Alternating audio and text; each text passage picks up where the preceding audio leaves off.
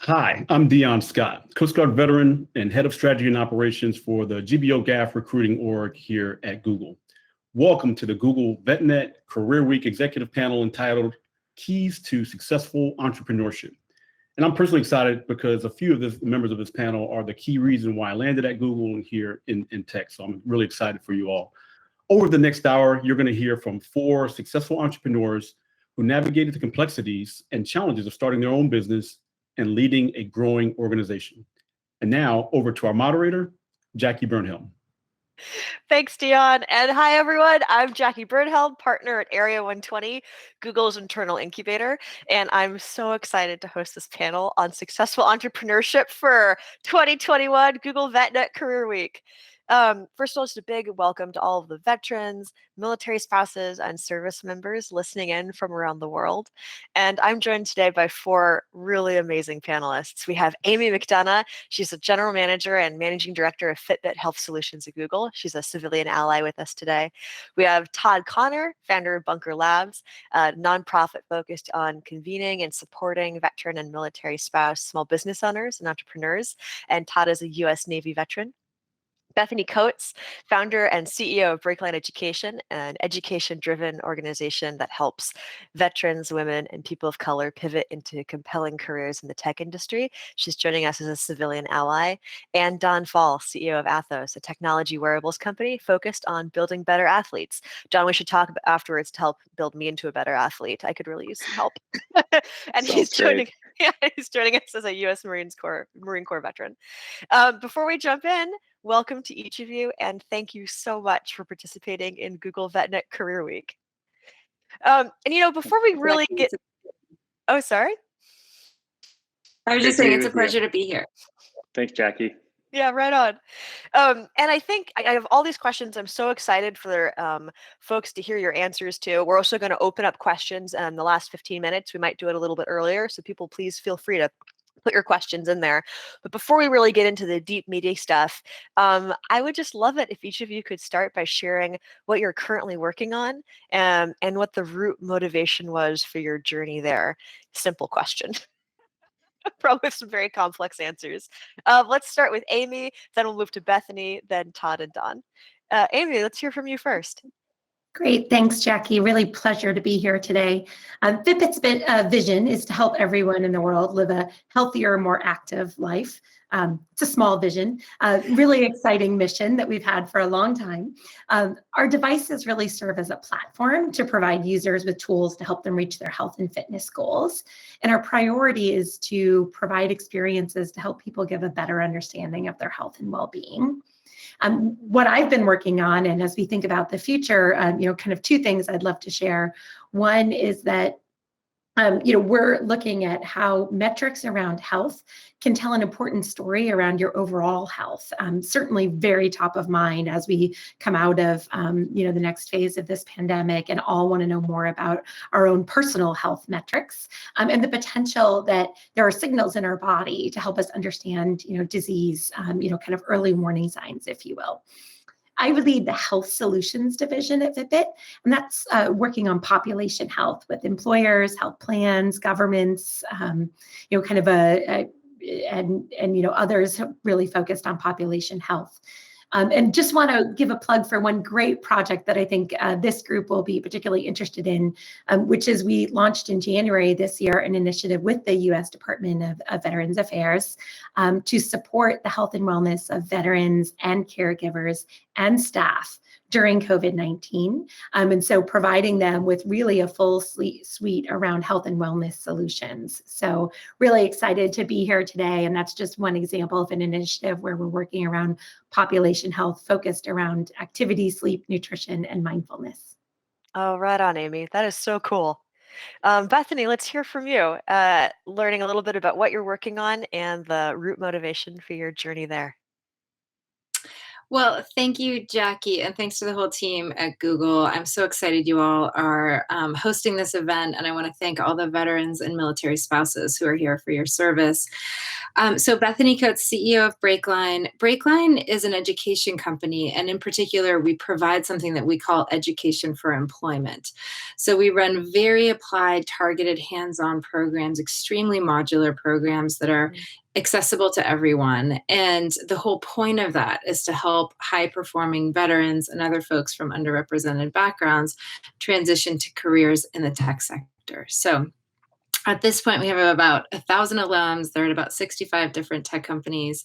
And I'm thrilled to be in this space with Dion Scott, who's one of our alums and representing BreakLine so well at Google, and also with Don Faul, who is one of our very earliest supporters. So that's kind of the BreakLine in a nutshell. What we're working on right now, we're about 5.5 years into this journey. And for the first several years, we were really focusing on honing our craft, making sure that we had the right approach to enable these folks from lots of different underselected backgrounds to transition into the tech sector. And now we've really got that down. We are so good at providing exactly the right education and interventions at exactly the right point to help folks succeed and to help our partners succeed in hiring diverse talent. So we want to turn the crank faster. And so we're doing that by launching a BreakLine app. And the whole point of that is you can sort of think about it as an intersection of a learning management system. So all of the educational content and programming and resources that our folks use to succeed, coupled with a professional network for the recruiters and hiring managers in our portfolio.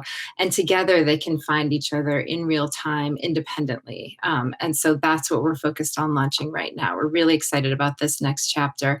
And Jackie, I have to say, we're excited that Google was there at the very beginning. It's really been fun to pursue this journey together with our partners, Kristen Sills and others at Google. So thanks again for having me. And that's a little bit about BreakLine.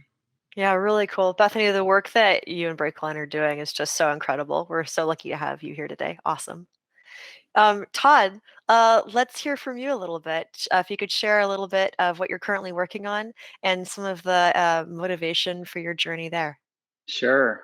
Well, thank you, Jackie. And just, it's an honor to be with Amy and Bethany and Don, people that I admire and I think are doing amazing work and really leading the way for the veteran community, creating opportunity and being role models. So, and thank you, Google, because Google's been an amazing partner for Bunker Labs throughout and consistently and early and often. So I say that it's an unfettered endorsement. I really mean it. And so thanks, Jackie, for hosting us. What am I working on? My husband and I have a 1.5-year-old. And so that is the project, is bringing a human into the world. I'm an old dad. I fully embrace it. I oscillate between feeling like grandfatherly and nostalgic and then just like an irritated young adult. So I need the FitBit app. I need health strategies because I'm feeling all of it.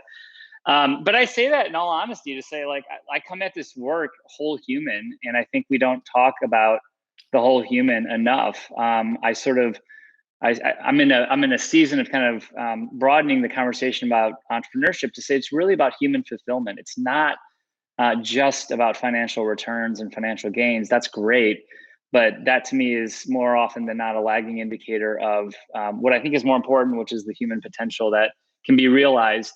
And frankly, realized through businesses and opportunities for things that are hyper-local, things that won't scale, things that matter to people that may or may not fit a traditional mold of what being an entrepreneur looks like. And so, with the professional hat on, Bunker Labs is the organization that we started about 7 years ago that works with military veterans, military spouses, as well as active duty, Guard, Reserve, to help start businesses. And really, we're agnostic as to the kind of business that they want to start. I was just last Friday, at the Gary, Indiana Railcats Stadium at an amateur MMA fight hosted by Jesse Nunez, who's a prior enlisted Marine Corps veteran, who looked and said, look, there's no amateur league for MMA, and it's $1 billion growing sport that doesn't have sort of a collegiate level arena for players to get credentials and compete. And so he's created an amateur MMA league. And no kidding, he hosted a sold out venue, 1,200 people there. And I've seen him since the start. I saw him when it was an idea. He was doing sports marketing, enterprise sales, and just kind of realized like these amazing players have nowhere to go build their brands. And so it's businesses like that I'm just rooting for. I'm excited about. They don't frankly fit into a traditional accelerator model, but they are entrepreneurs nonetheless. They're going to create the future of what this country and our communities look like. And so I'm celebrating those folks, and that's the project these days. It's been the project for Bunker Labs. I'm taking it a little bit further with a book that actually dropped last week called Third Shift Entrepreneur, that really talks about entrepreneurship as a portfolio strategy. And we can get into it, but I think if we think of entrepreneurship as being, I've got to risk it all, I've got to quit everything I'm doing, that premise definitionally just leaves too many people out. It leaves people out that can't afford to not pay their rent, which, by the way, is the vast majority of us. And so I think until we can embrace narratives of entrepreneurship that look accessible, we're going to continue to have diversity challenges, and I'm on a mission to help remedy that. So that's between that and Jasper. That is this moment's projects. And Todd, I just have to say, as someone who spent part of their career in venture capital, I think broadening the tent of who's considered an entrepreneur, and also revealing that there is a historical, very narrow definition if you look to venture capital. But then when we look at who's really created valuable businesses around the world, that very narrow definition, it doesn't necessarily fit for who's creating valuable businesses. So I think sharing that lesson, especially for people that maybe don't come from histories or families of entrepreneurship, I think is really incredible. So awesome, the work that you're doing. Thanks, Jackie. And then to round us out, we have Dawn. And Dawn, it would be great if you could do the same thing, just share some of what you're currently working on, and then motivation for your journey there. And Dawn, just as a little heads up, I'm going to be asking you as the first responder. Oh, no, actually, I just got my script confused. Dawn, you're off the hook. It's actually Todd who I'm going to ask the next question to. So you just do that intro. That's a load off. Great. Yeah. Well, thank you. Thanks for the opportunity to be here today. This is really special for me, on top of getting to share with this amazing group. Google has a really special place for me. Google was the first company that gave me a shot when I was a Marine Corps veteran coming straight off active duty with no clue around what I wanted to do, without a lot of confidence, and really started what has been such a rewarding journey for me. And so I'm enormously grateful that Google was willing to take a bet on someone like me a long time ago. I've spent most of my career since leaving active duty working in consumer technology, and it's been an amazing journey. I spent some time at Google, Facebook, Pinterest. I joined Athos about 5.5 years ago, and really my motivation in joining Athos was a bit of a departure from the path I had been on. So I'd been really fortunate to work at three amazing companies that were in just this incredible growth phase, where working in operations, working on the business side of the company, I had the chance to work on really interesting challenges around scale and growing the business and growing the organization. When I left Pinterest, I was really interested in kind of tackling a new challenge. And so there were two things that jumped out that really led me to Athos. The first was just my personal passion for the space that we operate in. So we are a sports performance technology company. I love technology, and I've been incredibly passionate about sports, fitness, human performance since I was a little kid. And so the opportunity to work at the intersection of those two areas was kind of a dream come true. The second motivation for me was the desire to have a really early stage entrepreneurial experience. I thought when I joined Google and Facebook and Pinterest that they were startups. Turns out they were rocket ships that I was super lucky to have a seat on. And I was kind of thirsty for a new experience and a new set of challenges. And so it's been an incredibly rewarding, incredibly challenging 5.5 years at Athos that I'm really, really grateful for. We are, as a company, we make athletic compression apparel that captures muscle activity in real time. And with that, we deliver experiences to athletes to help them make better decisions and improve their overall outcomes. We spent the last few years operating in the professional and collegiate space, helping athletes reduce repetitive stress injuries, helping improve overall training outcomes. And then over the course of the past year or so, we've started to focus more on the military market, on the Department of Defense. musculoskeletal injuries are effectively an epidemic. I think back to how I used to train, and I'm somewhat embarrassed now at the way that we thought about our training and the number of injuries that it led to. So it's really rewarding to have an opportunity to kind of come full circle and bring together my experience working in technology and my experience as a veteran to hopefully help, the men and women who are serving today have a better experience and help them make better decisions to improve their health and wellness while they're on active duty and then over the course of the rest of their life as well. So it's been a really rewarding experience. Don, I just think about the impact that this could have in terms of, I've had a serious injury in the past, and avoiding that and the pain that can come with it over a lifetime. That's really special what you're working on. Cool. Well, thank you. All right, well, folks, we have this incredible collection of people who've really lived in the trenches of entrepreneurship. So I think we should jump into it. When we sort of think about what is daunting about going into entrepreneurship, I think one of the big things that holds people back is the fear of risking and losing time, money, incurring large opportunity costs by spending years and money on a startup that may not succeed. I know that some feel like they're faced with this dilemma of either taking a risk on something they're passionate about or getting a safe, reliable corporate job. And actually, Todd, you mentioned your book in the intro, The Third Shift Entrepreneur, about how entrepreneurs can de-risk the journey to starting their own dream business while keeping their day job. I'm really curious, when you were writing this book and outlining these recommended strategies, and I don't want you to give away too much in the book, but I'm curious if you could share maybe what you have found to be like one key element of balancing one's day job with starting a business. And, while they're at it, also having time to enjoy a normal life. Yeah, thanks, Jackie. And by the way, I'm on a mission to give it all away. So it is not, there's nothing proprietary about it. I just hope it's valuable. And I debated calling it the 44-hour work week, kind of to a little poke on the 4-hour work week, to say, look, the reality for most people is that we cannot afford to quit our jobs. That's number one. And I just want to acknowledge that, because I think if you're a veteran or you're on active duty and you're thinking about entrepreneurship, too much of the mythology just feels inaccessible. You hear sort of startup stories, but you're left wondering, but how did you pay your rent? I mean, I think if we're honest with ourselves, these are the kinds of questions that we're asking ourselves, and we shouldn't be ashamed of having to ask those questions. I mean, there's no shame in asking, but how do I provide for myself and my family?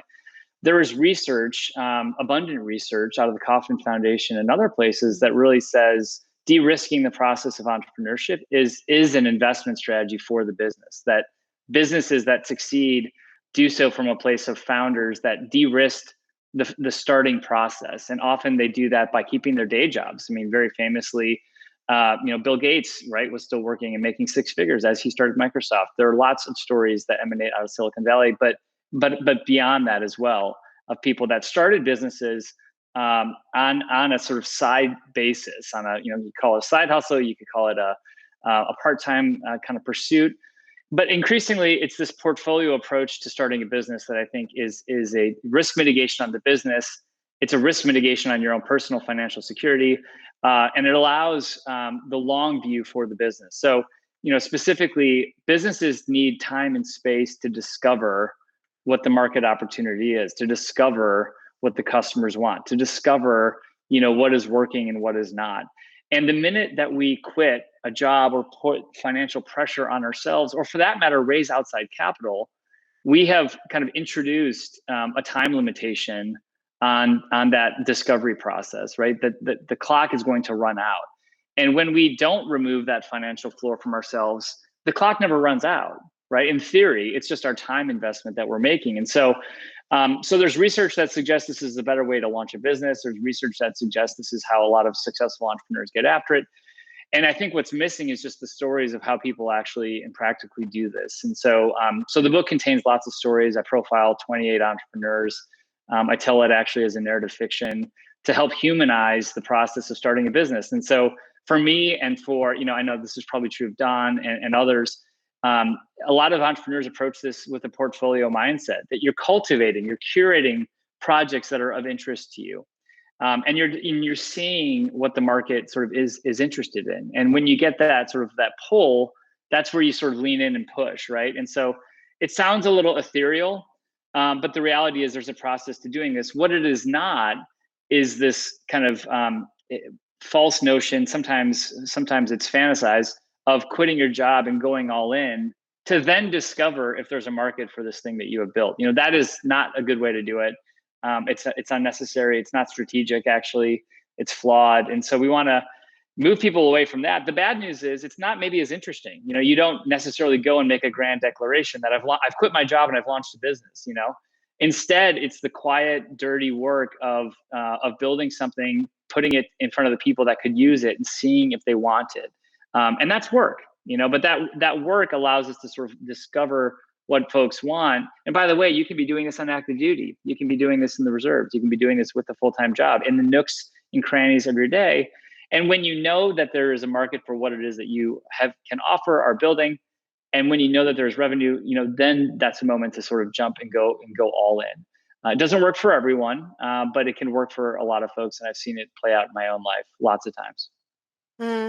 Yeah, Todd, that's actually such a wonderful sort of segue, because there's these different parts of the ecosystem. And so I think what you laid out is a neat way for someone to think about how to get into the earliest part of entrepreneurship and get started. And I think this sort of goes nicely to Don and Amy, a little bit about your experiences, because you've both had these successful careers experiencing crazy growth at your previous companies, Don with Google and Facebook and Pinterest, and Amy with Fitbit, where you were recruited by the company's co-founders as an early employee to basically handle everything from marketing to customer support. I wonder if you could both share sort of the different types of learning experiences that employees get at a small but quickly growing company compared to that of a large established organization. And I think it's an interesting way to build off of what Todd's saying, because there are these different stages of companies and really different experiences within this realm of an entrepreneurial experience. So it'd be neat to hear a little bit about that type of learning that they get at quickly growing compared to a large established organization. And I don't know who wants to go first, Don or Amy. Maybe Amy, I'll call on you and then we'll go to Don. Sure. Thanks, Jackie. Great question. And as you suggested, I had the pleasure of joining Fitbit really early days, and about a year before the first product launched. So we've come a long way in the last 10 years, but it was a little clip-based product that you wore kind of maybe strapped on a bra or on your pants pocket. And it was about a year before that. And as you suggested, I did a little bit of everything. And I think that's one of the benefits of joining really early on is you essentially, it actually set me up very nicely for what I do now as a general manager, which is one day I was wearing a customer support hat or hiring customer support folks. The next day I was getting the social media handles and writing the blog post, and you're doing a little bit. The next day I was assembling products. So you're doing a little bit of everything in those early days. But I think there's some really interesting experiences that you get during those times that then set you up for later on. One was just around transparency with customers and getting kind of a critical feedback loop. So as I mentioned, I joined about a year before they shipped the first product. They'd announced the first product and they said, we're going to be shipping this, by Christmas. I had joined in about September. So I was setting up customers and getting them all organized. And they didn't say by which Christmas. So a year and a quarter later, we were actually shipping to customers. So we spent about a year having to keep customers warm and explain to them. But what we learned in that process is that by being transparent with them, we wrote a blog post and we explained why it was taking so long and how manufacturing was hard and hardware is hard. And we explained all of these things. And that transparency gained us a lot of loyalty early on, where we had people in our corner rather than customers or prospective customers who were kind of ready to complain that their product was delayed and didn't make, their under the tree for their Christmas gift. So I think there's some real early lessons you can learn by listening to customers and being transparent with them. And I'll share one other one, which is the business that I lead today was not part of the business plan. It was a direct-to-consumer business only. But we were hearing, as my first job, going into customer support and feedback from press, et cetera, was this strong interest from employers, health plans, physicians saying there's a need for this product in healthcare. And that actually became the genesis of our B2B business, was these early influential customers coming to us and saying, there's a need here. And we very conservatively, to Todd's point, kind of on the side with a little extra hat, I said, I want to lead this and see if there's a there and kind of build this business over time. So I think there's some really interesting things just by learning with from customers and also sharing with customers and having a transparent relationship that kind of lead me now to the way that we run and operate the business today. Oh, thanks for that, Amy. Gosh, I can't even imagine what that was like, keeping customers warm for a year and a quarter. That sounds like a really interesting growth experience. So that's the way we look at it now with hindsight and 2020 vision, right? Don, what about for you, this idea of the different types of learning experiences that an employee gets when they're at a smaller but really fast-growing company versus a large, more established organization? How would you sort of compare, contrast, or maybe call out some of the types of learning someone might get? Sure. So I was super lucky that I had, before my first true early stage startup experience, I had all of this learning and knowledge that I had taken away from my time at Google, Facebook, and Pinterest. And each of those companies, while they were, as I mentioned before, kind of on their way, there were certainly characteristics of each of those respective companies that looked like early stage challenges. I'd say there's two things. I loved Amy's comments. I'd maybe kind of dovetail on two comments. The first is, I think at earlier stage companies, you are both forced to and have the opportunity to wear a lot of hats. So I'll give you an example. At Athos, we are about 40 employees total. Our entire business team is a handful of people. And so all of us, that includes me, are doing a mix of sales and partnerships and business development and marketing. Whereas in a more traditional later stage company, you've got the opportunity to focus on one domain and go exceptionally deep. And there's real value in that. At an early stage company, you get the opportunity to span across a bunch of different functions, domains. You work highly cross-functionally in that respect. And so I think that's a really, that's a set of challenges and experiences that I think can be really rewarding. The second that I'd mention is, I think at more well-established companies, and I would look at my experience at Google. Google, I think, was about 3,000 or 4,000 employees when I joined, and at that point, my work in operations was largely working within a strategy and a framework that had been evolved and iterated on and refined, and there was a lot of work to do to continue to optimize it and scale it. But there was a construct there that, for me, was incredibly helpful. Often those frameworks don't exist. You're operating in complete white space, and part of your job is to figure out to place a lot of bets, to run a lot of experiments, as Todd mentioned, to do a lot of discovery, and really build that framework over time. And that can be really exciting. It's also really challenging. It was really challenging for me.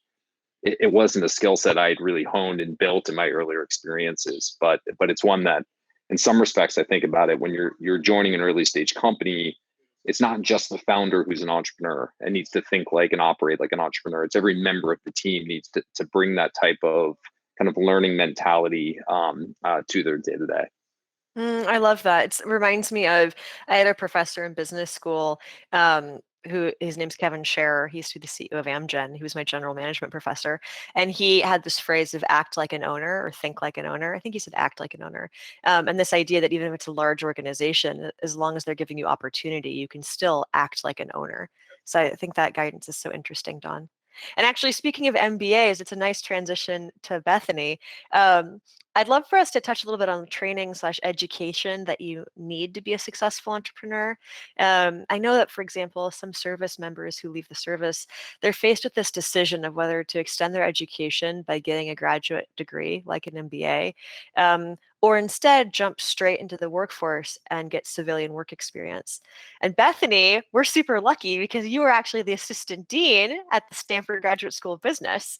So I'd be very curious of your recommendations to those entrepreneurs who are listening right now and they're debating whether to get additional education to supplement their leadership experience in the military, or if that's necessary, and if they should instead start their business if they feel like they're ready, and how you might guide someone to figure out which of those two paths is the right path for them. Oh, Jackie, well, thank you for the question. And I continue to get this question a lot, and I always tell people, I always tell our veterans, don't bother with an MBA at this point. Like, it is not a requirement to start your own company. What is a requirement is a customer who will pay you for your product or your service. So rather than investing a lot of money and a lot of your time in a degree that really does not necessarily help you get off the ground, I'd much rather see people spend that time cultivating their customers and refining their product and service. It is very, very hard to get your kind of your ugly baby, your prototype out there.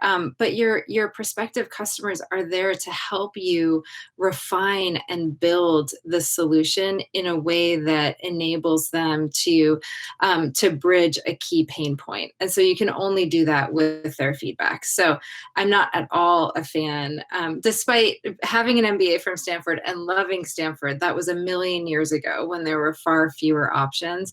Today, I don't think an MBA makes any sense whatsoever. I will say, though, that I think that progressive forms, new forms of education are much better suited to the needs of folks who are starting companies today. And Todd's organization obviously is at the forefront of that work for veterans. But that's a very different prospect. I think Todd's saying despite his MBA as well. I think generally really leverage your leadership experience, leverage everything you learned about teamwork, leverage everything you learned about building something that's bigger than yourself. You guys have amazing experience, and that you have all you need already to be successful. So don't fall into the trap, that imposter syndrome trap of saying, I need one more, check mark on my resume in order to do this. You don't. Go out and get a customer. That's way more important. Bethany, I'm curious on that one. I mean, I definitely have a bias because I also have my MBA and I loved getting it. I think about I'll back you up and say that I think about the students who were vets who were in my class, and we would have these conversations about, like, someone talk about leadership. And, the vets were the only ones that at age like 26 really actually had leadership experience because, they were like running like 150 people. Versus in the civilian world at that point in your career, oftentimes it's like, I had one person maybe that I was managing, or there can be different circumstances, but I just remember they brought such a tremendous amount to the class. Is there anything you would say in favor of the MBA, just to sort of put that on your side? If you're totally against, very fair, but I just also want to give sort of a, if there's a certain use case where that makes sense, I'd love to hear your point of view on that too. Jackie, I'm totally against the MBA for entrepreneurs. What I do say, and I'm actually totally against the MBA for veterans who want to go into tech. And the reason why is we see no evidence whatsoever that it makes any difference in terms of your title, your compensation, your path to promotion. We have 1,000 data points, no benefit to the MBA. And we work with folks with MBAs from Stanford and Harvard and Columbia and Wharton. It's just not the game changer that it used to be.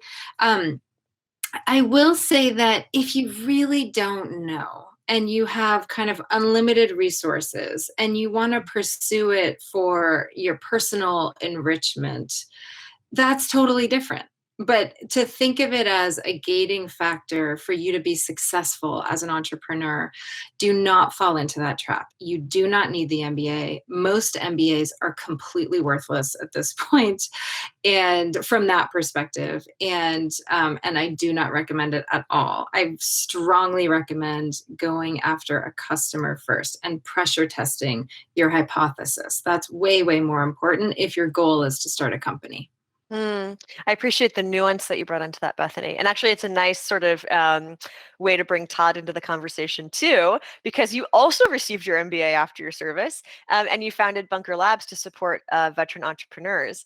And I'm curious, what's the advice that you would have to budding entrepreneurs facing this decision? Well, And by I the got, way, just to interrupt really quickly, I think that we can have a spirited conversation and have different points of view, and that's just fine. And also great if we all agree. But I think this group, feel free to respectfully disagree or respectfully agree. But just putting that out there. I forgot that I was talking to people who are vets, where everyone's actually very comfortable with respectful disagreement. Realize that this group doesn't need it. Oh yeah, no, we're good. No, I got chills listening to Bethany because I wasn't sure if she was going to kind of wave the NBA flag or not. No, I agree, and I'll tell you, Jackie, it's not benign, and I appreciate Bethany's candor, and I share it because the risk is we otherwise tell correlation or causation stories that are not true. The risk would be that you look at Don, you look at Todd, you look at Bethany, and you look at Amy, and you say, or you, Jackie, and say, well, if I want to ever sort of do something, I've got to therefore have the MBA. And I think that false narrative, sort of storytelling, it sets up the wrong paradigm, and it doesn't. It's not benign. I think it does harm. And so, plus one to Bethany, I would nuance it and say, if it's free, then do it. I think that is a caveat I offer, which is if you have the GI Bill and you need a landing pad to sort of figure out reputationally, just kind of create a home for yourself, then do it. But when you're there, my advice would be do not focus on getting straight A's. Use that as a time and space where you have the financial floor because the bills are being paid to pursue aggressively that which you are interested in. And entrepreneurship is, Bethany said it just exactly right. It's about a paying customer. I mean, that's it. And I think veterans and military spouses undersell themselves on their capacity and on their opportunity too. Problems are solved by those that are closest to them. And so if you are a first generation, African American, prior enlisted, Marine Corps veteran who's in college right now, who comes from a rural community, you are uniquely positioned to solve problems and address challenges of people like you.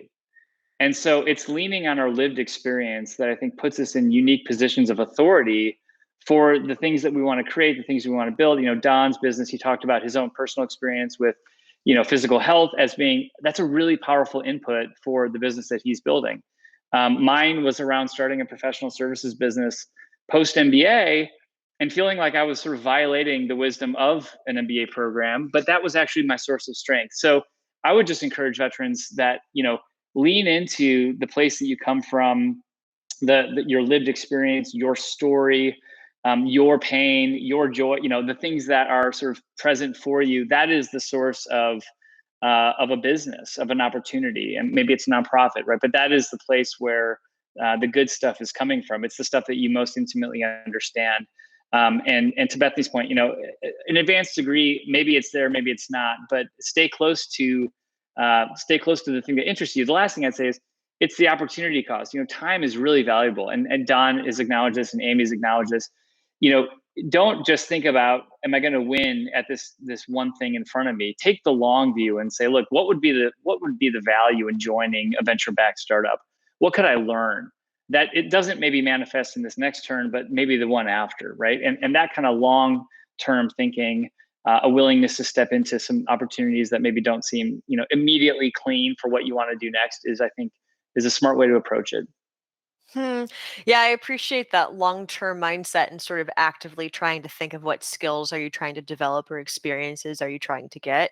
And also, Todd, I really appreciate the point that you made around the experiences that you bring to the table being quite valid and important to serve the different user bases or different customers.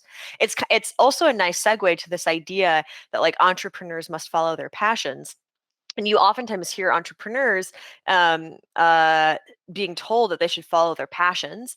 And then you have some folks that say that's not really realistic. Like we all have sort of obligations that we have to do, or maybe that's not the best path to building a successful business. And what I love is that, oh, sorry, go ahead. I'm that. I just have to, I have a pithy thing, which is I say, don't follow your passion, follow your pain. Because that is often the source of, in Don's case, it's physical, but it follow your pain because that is a place of unique understanding. Sorry, I interrupted. No, that's so interesting. And maybe actually that's one where Don and Amy, I wonder how you would think of follow your passion and or this phrase of follow your pain, because both of you had passions. Don, you were a college rugby player. I also played college rugby, by the way. Hello. And you now lead a company in Athos that helps build athletes up through wearables using really complex technology. And Amy, you were an avid marathon runner. And now you run FitBit's health solutions. So for Don and Amy, I'm really curious about your thoughts on the role personal passion plays in an entrepreneur's success. If you'd reframe it in the way Todd did, and the way sort of we also had Bethany sort of allude to as well, or if you think that there's more that you need to excel as an entrepreneur, more necessary, and you need to couple it with something tangible. And let's start with Sure. Don this round. Yeah. All right, perfect. Well, Jackie, the fact that you, knowing now that you played rugby in college explains the injury comment. So now I get it. That's pretty much a given. I think there is often this mythos of a startup, this fabled, wow, you hear a lot about the success stories. You don't hear a lot about the pre-success or the startups that don't get there. And I'll share, at least in my experience, the reality of a startup is it's extraordinarily hard. It's extraordinarily hard in terms of the challenges you have to solve. From a leadership perspective, I'd say it's probably been the most challenging period of my career from a leadership perspective, navigating through the constant ups and downs, the constant challenges. Behind every success is another failure. And, often in the same day, you can go from we're never going to make it to wild success back to we're never going to make it. And I say that because I think I do have real deep conviction that if you're going to start something in the entrepreneurial journey, for the vast majority of companies, there's a lot of challenges before success, and even in the companies that you look at now who have been wildly successful, I'll take Pinterest, for example. Ben Silverman spent years, after he left Google to go found Pinterest, he spent years trying to figure out how to get to a place where somebody would use his product. Now, most folks don't know about that. You don't hear about it. I'm sure that was an incredibly challenging time for him. And so there's a whole host of skills you need to be a successful entrepreneur.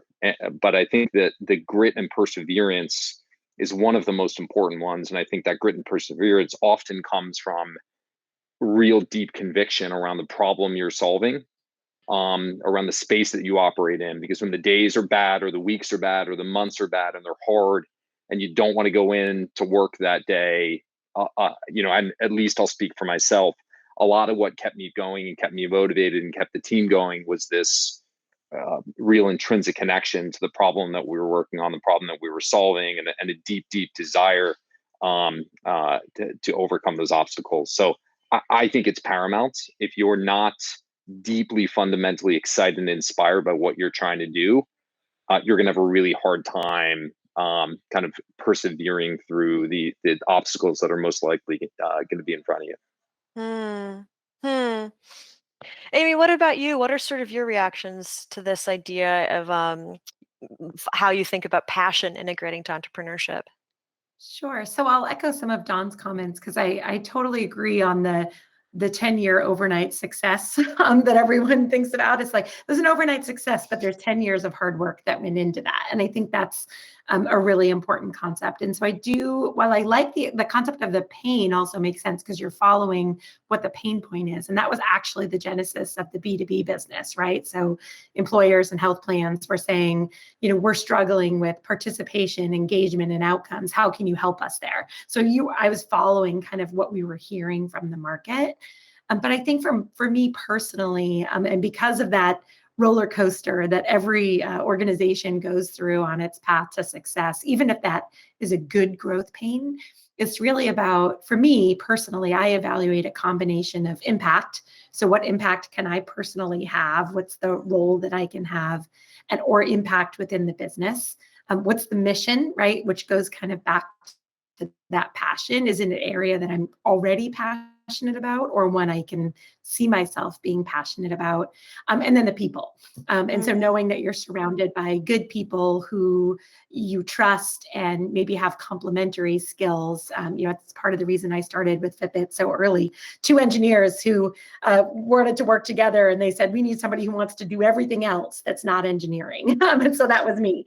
And so I think it's that combination of things that really makes things work and helps you persevere through that 10 years of overnight success. Gosh, I'm so thankful to have all of you here. I think the wisdom on this question and all of them has been, I've actually learned, not actually, but I've also learned a ton from this. And I realize that there are probably questions from folks on the Dory where they would also like to get a chance to ask you a few things. So if we could pull up the Dory, that would be great. And let's go with the first one, which is to Bethany. BreakLine delivers amazing speakers to its classes so they can glean invaluable insight from. All the prestigious leaders that have spoken to BreakLine, are there 1 or 2 pieces of advice that unforgettably resonate deeply with you? Oh my gosh, this is a great question, and it's such a tough one. But I'll try to kind of distill a couple of pieces of advice that I've gotten over time. So the first one is around fire in the belly, and this I thought was really personified by Manny Medina, who's the CEO of a company called Outreach. He grew up in Ecuador. He had an incredibly difficult childhood. He talked about shrimp farming in the Ecuadorian heat and just kind of having to push past that experience to achieve his dream of moving to the US and starting a company. He started his company and they almost ran out of cash. They were like selling off their computers and equipment and stuff in order to make payroll. And then he had an insight in that moment, and that was the insight that enabled him to keep his team together and pursue. And now they're doing incredibly well. They're one of the fastest growing companies in Silicon Valley. And so that fire in the belly to kind of push past those really difficult moments. Talk to any entrepreneur. They all have near-death experiences. And it's much easier to stick with it if you have that conviction that Dawn talked about. The second thing is the whole idea of building a team. Jay Krebs, who's the CEO of Confluent, talked about this. Bless you, Jackie. And his point was that company building is a team sport. And you cannot achieve this on your own as an individual. And so to be a magnet for talent, to be compelling and to be able to articulate a vision that other people want to be a part of was another thing that was really, really important. One of my mentors, Irv Grossbeck, always has this comment, which will be the third piece of advice, and Irv has spoken in BreakLine as well. And he says the best time to make a friend is when you don't need one. And the reason why he says this is entrepreneurship is an exercise in asking for help. And you need a lot of people around you to pull this thing off, and a lot of people who are going to contribute. And so his point is invest in those relationships. Don't just take. You have to really invest and contribute. And in particular, there are 3 types of friends that I try to have around me at the table all the time. People who believe in me, people who will tell me the truth, and people who can help and who will help. And so if your goal is to start your own company, those are the types of folks that I'd encourage you to have around you as you kind of pursue your next steps. So thank you for the question. Those are probably 3 of my top most favorite pieces of advice and insight over time. Wow, Bethany, I got chills hearing that last part. The first startup I was at, I was basically a kid, and that idea of, if I had thought of it in that way, of someone who will tell me the truth, someone who is there, I think you said, to who can help, and then the other piece of just who believes in me. Did I get those 3 right? Yeah, if I had had sort of that very conscious way of building out my support system, I think it would have been a much less lonely road. So yeah, that was wonderful. Let's try and grab 1 or 2 more questions from the Dory if we can. This one's for Dawn. Dawn, you've had an amazing track record with leadership roles at Google, Facebook, Pinterest, and now Athos. They're ignoring your stint at Annapolis. What inspired you to move from large, secure orgs like Google and Facebook to smaller but growing companies like Pinterest at the time and Athos? Yeah, great question. I'm assuming this is from a West Point grad, so we'll overlook that. And I'll talk really slow so you can understand. Yeah, good. Yeah, for me, I've had an interesting evolution. I've kind of each successive move in my career, I've gone to a smaller, earlier stage company, and I'll be honest, that wasn't intentional. That was probably more happenstance and luck, and who was willing to actually talk to me when I was looking for a job. But I'm really glad that I approach things that way, because I think that the things that I learned at the more well-established companies, Google to start, gave me a really, really strong foundation as I went to Facebook and then went to Pinterest. I think what I found was that the type of environment and the types of problems and the types of challenges that I gravitated towards were ones that were generally earlier stage in nature. And when I talk to folks who are thinking about, hey, do I go to a startup? Do I go to a later stage company? Often folks will say, well, hey, startups are better, or this phase is better. And I think that's just fundamentally wrong. I think there are pros and cons to every stage. And I think what's most important for each individual is understanding what motivates.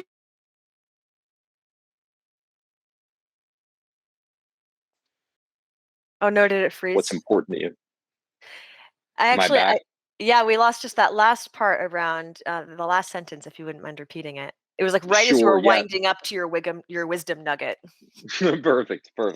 That was the universe sending me a message. So I think it's really important just to think about, being introspective, like, what type of environment do you flourish most in? What do you enjoy most? How do you think about risk? Do you enjoy it? Do you not enjoy it? How do you think about uncertainty? How do you think about stability and clarity associated with the work you're doing? And again, there's no good or bad on that. I think it's about finding out what's right for you. What I found personally for me was that I really gravitated towards the more dynamic, the more white space, the more risk, the more uncertainty. That's the environment in which I'm happiest, I'm most motivated, I'm most engaged. And actually, when you look at the moments when I chose to transition, it was when my role was starting to feel less dynamic. I wasn't learning, I wasn't challenged as much. So that's a big part of what drove it for me. But I think the important thing for everyone is finding out what that means for you. I wonder if we have time for one last rapid fire response to a question, because I know a bunch of people put things into the dory. So let's put the door up one more time. And we have First and Roots asking, how do you all ensure that your business? Oh man, and this is a hard one to answer in rapid fire. I really want to do this justice. So one, let's acknowledge that this is like a whole conversation, but if there is sort of a quick, a small thing that you've learned that's really helped you on this, I think it'd be interesting to get it. So how do you all ensure that your business, from when you started to where you are now, are diverse and inclusive? Does anyone have anything where it's such a complex topic where you might have one small step that you can take to make progress on this? Well, Amy, I don't know if it's a very big question. It's a long conversation. I will say one thing is you have to know what your values are personally as well as organizationally. And particularly in a nascent startup environment, that's kind of all you have to anchor yourselves. You don't have sort of offices and norms, and you may not have any compensation, right? So having those values and having those articulated early, I take that as a very serious exercise with anything I've started. And your commitment to equity, diversity, inclusion, a culture of belonging, as I sort of create a broader frame for that, is, I think, paramount. And it's got to be articulated by the founder day one, before you even have an organization. I think that is the predicate of any organization, is having values. Well said, Todd. And I think for folks who are looking for resources on this, I think there's some interesting research you can look at from Amy Edmondson out of Harvard Business School. She's sort of the mother of psychological safety and has some interesting literature on this. And I also think that the World Economic Forum has posted some really well-researched, sort of very tactical guides on how to think about this, among many other resources that are out there now. And on that note, we are out of time. Amy, Todd, Bethany, Dawn, thank you so much for your time. I learned so much from you on this, and it's just really incredible what each one of you are building and what you're contributing to the entrepreneurship community. And I'm sure the audience enjoyed it just as much as I did. For the viewers, this concludes our panelist discussion with Amy, Todd, Bethany, and Dawn. For the current and future entrepreneurs watching, Google VetNet will be hosting a small business and startup pitch competition in November this year. So please be on the lookout for how to sign up and compete in that. I'm really excited about it. I think it should be a lot of fun. And then in 1 hour at 1 p.m. Pacific, 4 p.m. Eastern, please be sure to log back onto the live stream for, I think, what will be a really special fireside chat between Jacqueline Fuller, who's the president of Google.org, which is Google's philanthropic arm, and Carolyn Tatsad. She's the group president of North America for Procter & Gamble. Thanks again to the panel for speaking with us, and thank you to the folks who participated with their questions. For everyone who is watching, thank you for joining, and enjoy the rest of Google VetNet Career Week. Thanks, everyone. Thanks, Thanks, Jackie. Jackie. Thanks, everybody. Thank you. Thanks, everybody.